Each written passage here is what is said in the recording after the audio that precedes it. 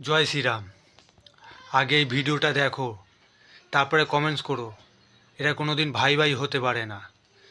যারা গরুকে রুটি খাওয়ায় আর যারা রুটির সাথে গরু খায় তারা কোনো দিন ভাই ভাই হতে পারে না। এটা তার উদাহরণ। যদি বারবার এই বিতর্কিত জড়াস বাউরি মসজিদ নিয়ে, তোর বাবার জমিনে হচ্ছে না, তোর বাবার টাকায় হচ্ছে না, এই দেখেছিস এটা কি?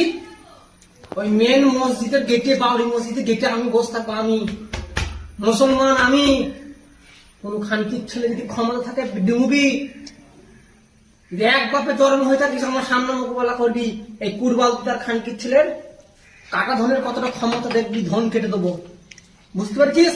খুব সাবধানে থাকবি, খুব সাবধানে মুসলমানের কাছ থেকে।